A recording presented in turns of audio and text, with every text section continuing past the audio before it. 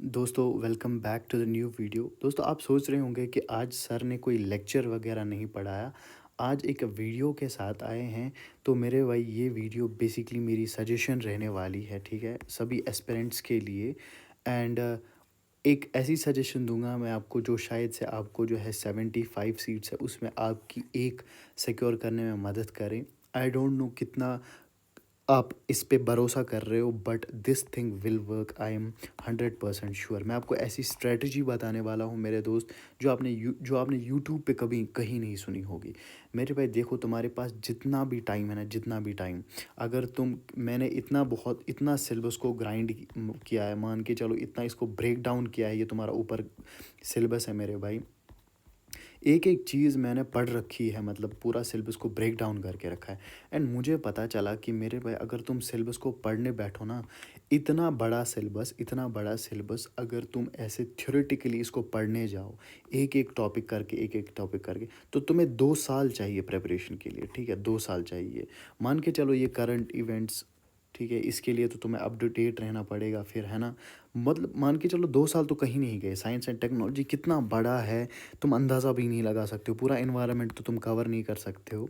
तो इसीलिए मैं आज आपके लिए एक स्ट्रेटजी लेके आया हूँ मेरे भाई। देखो ये जो मैंने है ना, ये मैं नीचे गया हूँ, आप देखो ये मैंने जो है ब्रेक डाउन किया है बहुत रिसर्च करने के बाद, कि सबसे इम्पोर्टेंट एस्पेक्ट्स कौन से हैं। सबसे प्रायोरिटी पे जो है हमारा कॉन्स्टिट्यूशन ऑफ इंडिया है, मान के चलो पॉलिटिकल एस्पेक्ट। सिर्फ कॉन्स्टिट्यूशन ही नहीं है इंडिया का, लेकिन मतलब JKSS भी पर्सपेक्टिव है उसमें। जैसे आर्टिकल 370 हो गया, रीऑर्गेनाइजेशन एक्ट हो गया, पंचायती राज, लोकल बॉडीज़, उनमें मैंने जो है सब टॉपिक्स निकाले हैं मेरे भाई। क्योंकि ये कोर एडमिनिस्ट्रेटिव रूल्स है, इसमें एक्सपेक्टेड है 10 से 15 MCQs आते हैं।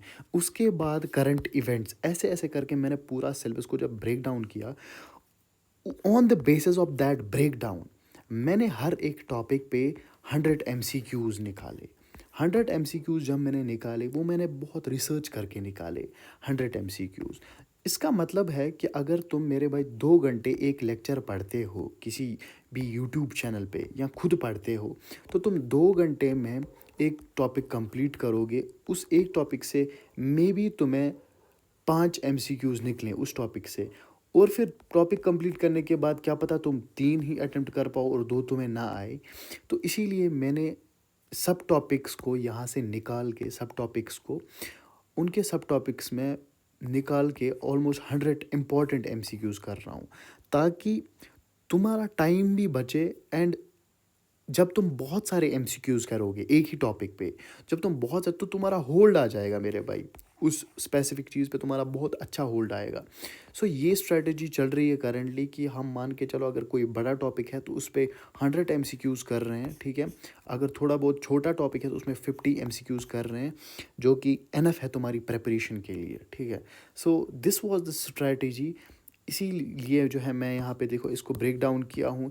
इस पे हम जो है 50 MCQs करेंगे, इस होल पार्ट पे, जिसमें मान के चलो डिजिटल इंडिया आएगा, कुसुम आएगा, जो ये ऐसी चीज़ें हैं मेरे भाई जो पूछी गई है, क्लाइमेट सुमिट्स, ऐसी ऐसी चीज़ें हैं मेरे भाई, ठीक है। एंड ये हम कर चुके हैं मेरे भाई। अभी हम करंटली पढ़ रहे हैं important rivers and lakes, and इसके भी जो है मैंने इसके देखो, ये एग्जाम्पल के लिए समझो कि इंपॉर्टेंट रिवर्स एंड लेक्स जो है, इस पर मैं करा रहा हूँ 4 वीडियोज़। 4 वीडियोज़ में आएंगे हमारे 100 MCQs।